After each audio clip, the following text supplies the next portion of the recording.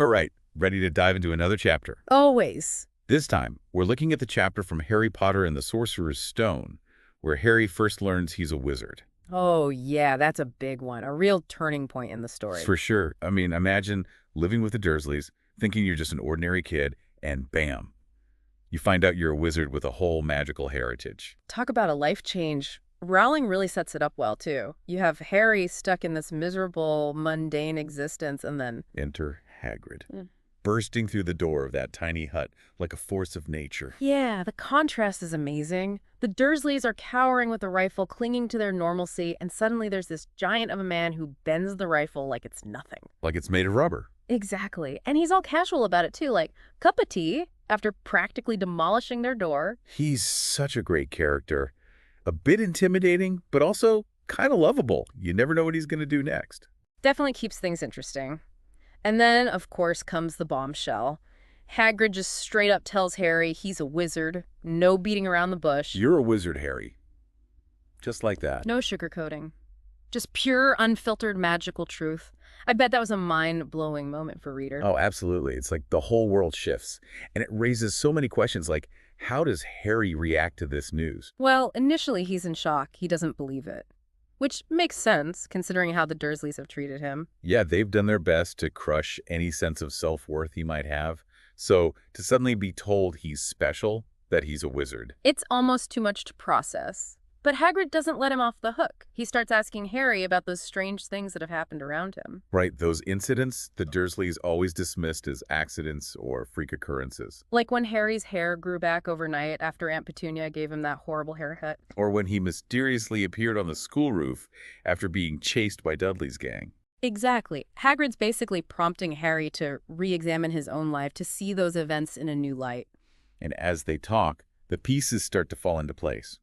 Harry remembers the boa constrictor incident at the zoo. When he accidentally set the snake free and it slithered away. Right. And suddenly, it all makes sense. Those weren't just random occurrences. They were signs of his magic. It's like a light bulb moment. He starts to realize that he's had this power all along, even if he didn't understand it. It's a powerful moment of self-discovery. But the revelations don't stop there.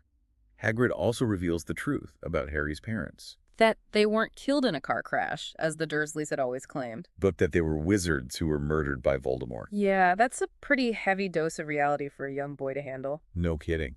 It completely shatters the world that the Dursleys had created for him. And it opens up a whole new set of questions about his past, his family, and his destiny. Not to mention the whole Voldemort situation. Just hearing that name, Yeah. it sends chills down your spine. Yeah, Hagrid's terrified to even say it, which tells you just how powerful and dangerous this dark wizard is.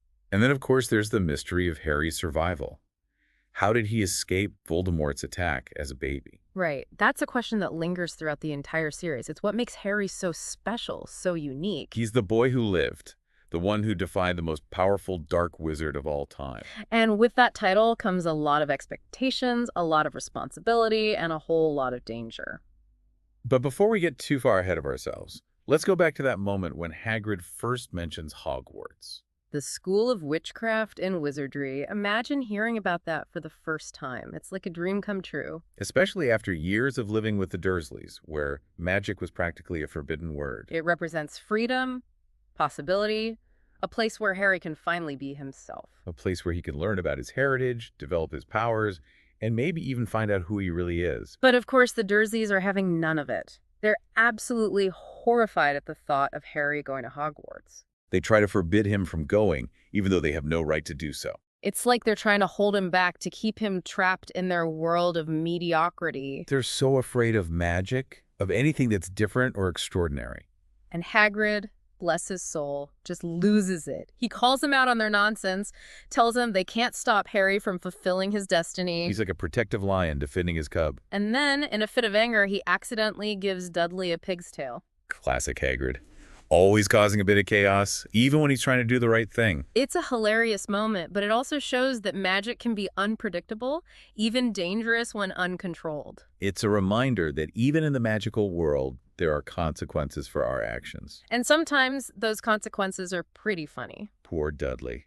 He definitely learned a lesson that day. But the Dursleys, they're still stubborn. They still don't want to let Harry go. It's like they can't accept the fact that he's different, that he's special. They represent this fear of the unknown, this resistance to change that we often see in the world. But Hagrid won't back down. He's determined to get Harry to Hogwarts no matter what.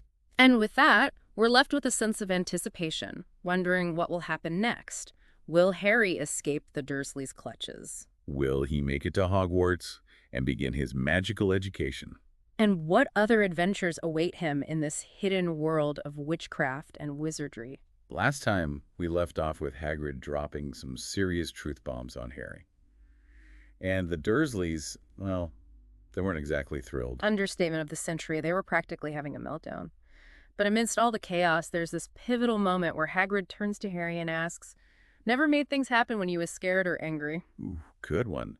It's like he's planting a seed, urging Harry to think back on all those strange incidents. The things the Dursleys always brushed off as, oh, Harry's just a freak. Right, like that time at the zoo when the glass in front of the boa constrictor just vanished. Yeah. And Dudley ended up tumbling right into the snake enclosure. That must have been a sight. I bet.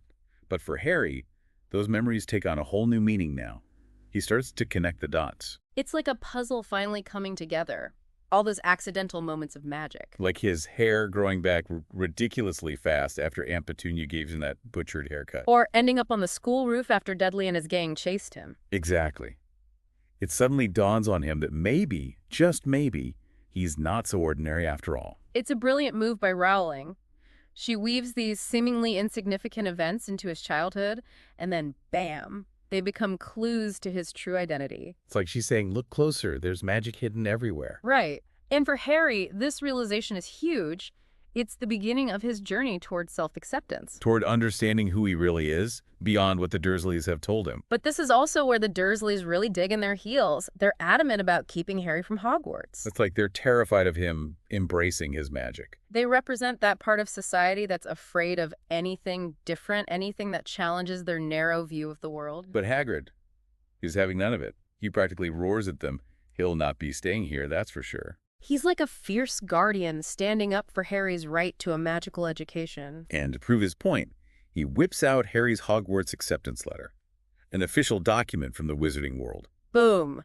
Take that, Dursleys. You can't deny this. It's like a symbol of Harry's belonging, a tangible link to a world beyond their comprehension. But the Dursleys, they're still in denial. They even go as far as to insult Dumbledore, which, as we know, is a big mistake. Huge mistake. Never mess with the headmaster of Hogwarts. Especially not when Hagrid's around. He gets so riled up that, well, let's just say Dudley ends up with a rather porcine new appendage. Oops. A little bit of accidental magic there. Serves him right, though, honestly. A bit of karmic justice, perhaps. But it's also a reminder that magic can be unpredictable, even in the hands of someone as well-meaning as Hagrid. Exactly. It reinforces the idea that magic is a powerful force that needs to be respected and controlled. But even with Dudley sporting a pig's tail, the Dursleys are still determined to keep Harry from Hogwarts. It's like they're trying to force him into this box of ordinariness. But deep down, I think they know they've already lost. The magic is out of the bag, so to speak. No going back now. And that's what makes this chapter so exciting. It's the beginning of Harry's journey, his escape from the mundane, and his entry into a world where anything is possible. We've seen Harry discover his magical heritage, he's got his Hogwarts letter, and the Dursleys are, well, being the Dursleys. But let's zoom out a bit. What are some of the big ideas this chapter throws at us? It really throws you headfirst into this idea of hidden worlds, hidden potential. I mean, Harry's been living this totally ordinary, kind of awful life, completely clueless about his magical side. Like he's got this whole other destiny waiting for him and doesn't even know it. Right. And I think it makes you wonder, what about us? What hidden talents or opportunities are we missing out on because we're stuck in our routines? Yeah, it's like a challenge to look beyond the surface, to be open to new possibilities. Maybe we all have a bit of magic in us, just waiting to be discovered. I love that. And it's not just about personal potential, right? This chapter also introduces this whole secret society of witches and wizards living right alongside the Muggle world. Like a hidden dimension, running parallel to our own. Exactly. It's a reminder that there's so much more to the world than we can see if we're willing to look for it. And for Harry, discovering this hidden world is life-changing. It's a chance to escape the Dursleys' dreary world and step into a world of wonder and adventure. But also danger, of course. I mean, let's not forget about Voldemort lurking in the background. True, that adds a whole other layer of complexity. But I think one of the most interesting things about this chapter is how it sets up the conflict between choice and destiny. Oh, yeah, that's a big one. On the one hand, Harry's fate seems pretty much decided. He's the boy who lived. He's destined for greatness. But on the other hand, he still has choices to make. He can choose how he responds to his destiny, how he uses his powers. Like, will he embrace his role as a hero? Or will he try to run from it? It's a question that resonates throughout the entire series.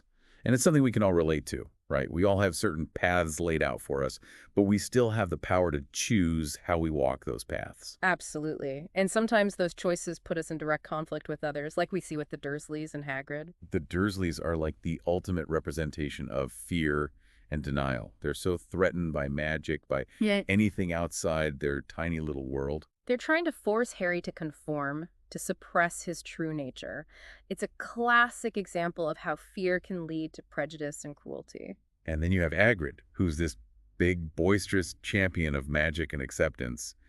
He sees Harry's potential, his worthiness, even when Harry doubts himself. He's like a symbolic bridge between the magical and non-magical worlds, helping Harry navigate this transition. And their clash, the Dursleys versus Hagrid, it highlights this tension between those who embrace the unknown and those who cling to the familiar. It's a battle that plays out in so many ways, both in the wizarding world and in our own world. But ultimately, this chapter is a story of hope. It's about a boy who finds his true self, who discovers a world where he belongs, where he can be extraordinary. And it reminds us that we all have that potential for extraordinary within us. It might be hidden, it might be waiting for the right moment to emerge, but it's there. Just like Harry, we have the power to choose our own paths, to face our fears, and to make our own magic. And sometimes all it takes is a little bit of belief and a whole lot of courage, so keep exploring, keep questioning, and keep the magic alive. And that wraps up another deep dive.